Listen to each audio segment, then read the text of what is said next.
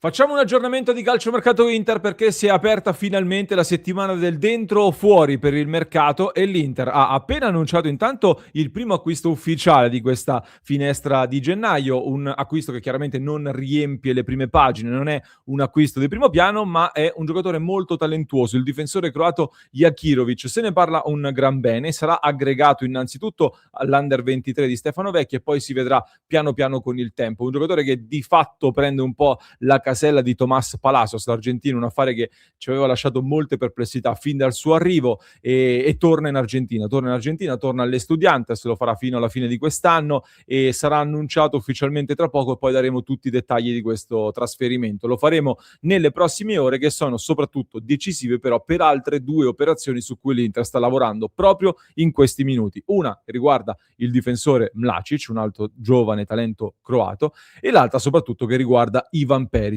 con una novità importante sul tema esterno destro che dobbiamo andare ad analizzare in questo nuovo episodio di oggi. Allora, ben ritrovati amiche e amici interisti in questo format in cui facciamo il punto con le principali notizie del momento. Vi invito a lasciare un bel mi piace, se non lo avete ancora fatto, mi raccomando, clic sul tasto iscriviti così raggiungiamo presto i 100.000 iscritti, ci siamo quasi, vediamo lì questo grande obiettivo. Vi aspetto poi anche nel club di Passione Inter con il QR code qua su in alto da inquadrare e il link in descrizione, perché oggi, come ogni lunedì, appuntamento molto caldo nel club con la nostra community alle 22, la chiacchierata tra tutti i nostri soci, sempre molto interessante. Parleremo molto di mercato, parleremo molto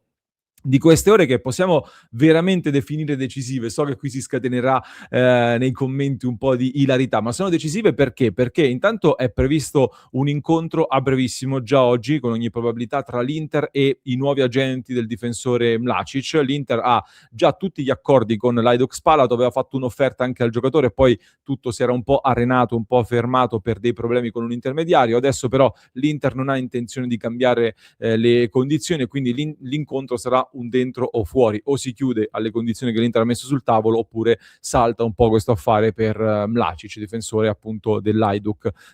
di un anno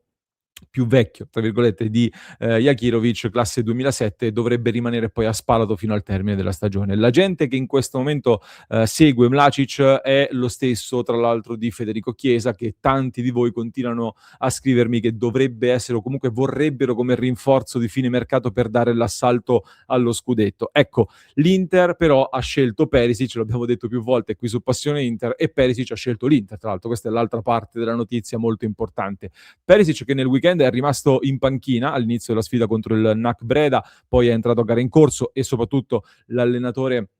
del PSV Eindhoven ha escluso che fosse una scelta legata al mercato quanto alla necessità invece di preservare e di far riposare Perisic, che poi sarà importantissimo nella partita di mercoledì contro il Bayern, gara che deciderà se il PSV Eindhoven andrà ai playoff di Champions League oppure se saranno eliminati direttamente già in questa prima fase campionato. Due cose da dire sulla questione Ivan Perisic. La prima è che non ci sono novità di queste ultimissime ore, ovvero l'Inter e il giocatore le loro cose le hanno fatte e quindi si aspetta solo di capire che cosa vorrà fare il PSV Eindhoven, e questo lo capiremo quindi da mercoledì in poi sostanzialmente. Seconda cosa da dire è il PSV è vero che affronta il Bayern, ma comunque ha delle chance di andare al playoff di Champions anche affrontando il Bayern, e quindi questo potrebbe complicare la partenza di Perisic. A prescindere, però, bisogna andare a trattare con gli olandesi anche nel caso in cui dovessero uscire dalla Champions League, e non hanno intenzione di liberarlo gratis. L'Inter sembra disposta a pagare anche un indennizzo, però ecco, non è così semplice e scontato che anche in caso di eliminazione sarà liberato tranquillamente in direzione Milano e in direzione di un ritorno. Ecco, da giovedì avremo anche in questo senso uno scenario molto più chiaro. Nel frattempo però vi posso portare due notizie che, grazie anche al lavoro dello staff di Passione Inter con il nostro Antonio che ringraziamo, abbiamo potuto verificare e vi posso portare in questo momento. Ovvero, la prima è che da quello che ci risulta l'Inter comunque un esterno destro lo vuole aggiungere. Quindi cosa significa? Che oltre al profilo di Ivan Perisic, che in questo momento si è preso il primo posto, l'Inter sta lavorando sotto traccia su altri profili. Cioè, la scelta è stata presa comunque ed è quella di intervenire lì, in quel reparto, con un esterno offensivo, con caratteristiche offensive. Questa è una cosa che vi dico da inizio gennaio sostanzialmente. Ci viene detto però anche di prestare attenzione al profilo di Ndoye, un nome su cui qui su Passione Inter penso siamo stati i primi a parlarne pubblicamente, se vi ricordate, qualche settimana fa. Ndoye è rientrato da un infortunio che non era stato molto chiarito, ma comunque non sta giocando titolare, anzi aveva fatto una trentina di minuti nell'altra partita, poi nel weekend è rimasto in panchina con il Nottingham che sta rischiando anche di finire risucchiato nella zona retrocessione in questo momento, è a più 5 dal West Ham che è terzultimo, quindi sono un po' in bilico. Ci sono dei segnali che fanno pensare che Ndoye possa già sentirsi un po' lontano dal Nottingham, e soprattutto gli agenti stanno già esplorando il mercato e questo è un segnale che l'Inter ha colto in maniera molto interessante, e io aggiungo e ripeto che per l'Inter Ndoye sarebbe il nome principale per sostituire Dumfries o per aggiungersi a Dumfries. Già dalla scorsa estate era il nome più forte su cui l'Inter ragionava. A maggior ragione lo sarebbe in questo momento e a maggior ragione lo sarebbe anche in vista della prossima estate. Anzi, forse in questo momento tanti continuano a parlare di palestra, abbiamo parlato tante volte. Per quello che penso io, per quello che abbiamo un pochino verificato, Ndoye viene visto sopra anche a palestra come preferenza di caratteristiche di giocatore su cui puntare. Per cui se si incastrano un po' di cose in questo finale di mercato, ecco, io un tentativo dell'Inter per Ndoye a fine mercato non lo escludo, anzi, ovviamente poi a fine stagione,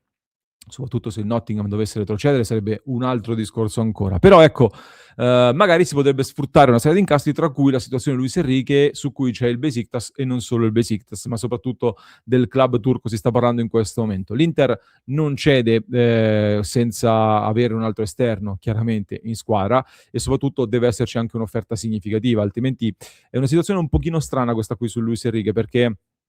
comunque, se anche l'Inter dovesse prendere Perisic ti può essere molto utile lì a destra innanzitutto, ma anche a sinistra con Carlos Augusto che torna a fare il terzo dietro, e hai tappato una lacuna, ma se togli un altro esterno, togli Luis Enrique, resti di nuovo un pochino tirato e soprattutto secondo me lanceresti anche un messaggio un pochino inquietante, ecco, sull'affare Luis Enrique. Quindi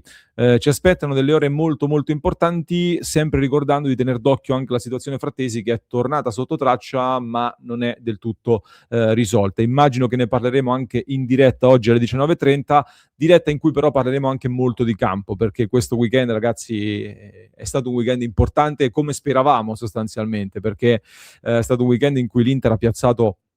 la rimonta sul Pisa che abbiamo ampiamente commentato, e i risultati dei big match hanno permesso all'Inter di portarsi a più 5 sul Milan, a più 9 su Roma e Napoli, a più 10 sulla Juventus, che ha battuto in maniera sonora il Napoli di Antonio Conte, che continua a parlare degli infortuni, e, poverino, ha dovuto lanciare un giocatore che non ha ancora mai visto in allenamento e tante altre cose. Un weekend di campionato che ho visto praticamente tutte le partite, mi ha lanciato dei segnali interessanti. Devo dire che la Juventus gioca anche bene, ragazzi. La Juventus sta crescendo dal punto di vista del gioco, una squadra che non è lontano comunque dall'Inter. È vero che c'è uno scontro diretto che si giocherà il 14 febbraio, verosimilmente,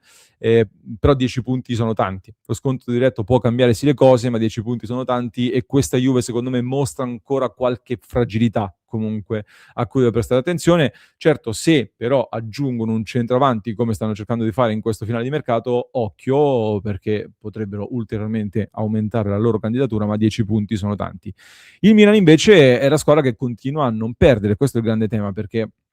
ieri il Milan stava per sfangare ancora una partita come all'andata contro la Roma, 0.03 mi sembra di expected goal dopo il primo tempo, con un solo tiro e nemmeno nello specchio della porta. È un Milan che non crea niente, non fa gioco, eppure poi stavano venendo fuori, consapevoli che la Roma aveva giocato di giovedì e quindi li hanno tenuti lì, li hanno fatti sfogare e poi venivano fuori nel secondo tempo. Quindi mi chiedo su questo Milan, a forza di non giocare, prima o poi si fermeranno, oppure nonostante il non gioco, il fatto che non perdano è un segnale di forza. Qui bisogna un attimino capire bene questa cosa, perché il Milan è una squadra che comunque ha oggettivamente il portiere più forte del campionato e davanti ha un potenziale che non sta esprimendo del tutto, tra un Leao che non è in forma, Pulisic che non è al top, Füllkrug da integrare ancora. È un Milan da tener d'occhio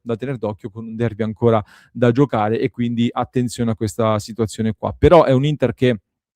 continua a non sbagliare colpi contro le squadre della colonna destra, è un Inter che avrà la Champions League da affrontare, e quindi quello sicuramente sarà un'ulteriore incognita. A partire da mercoledì questo turno contro il Borussia Dortmund, un avversario tosto con tanto potenziale offensivo, 19 gol fatti in Champions League, l'Inter ne ha fatti 13, quindi capite bene che è una squadra che segna molto, qualche difficoltà in più dal punto di vista difensivo. Poi ho individuato già dei punti deboli che analizzeremo in un'analisi ad hoc. In casa lo stadio è sempre un fattore, all'Inter tornerà a Kanji dal primo minuto, immaginiamo, e immagino anche che si andrà verso la conferma di Jan Sommer tra i pali, per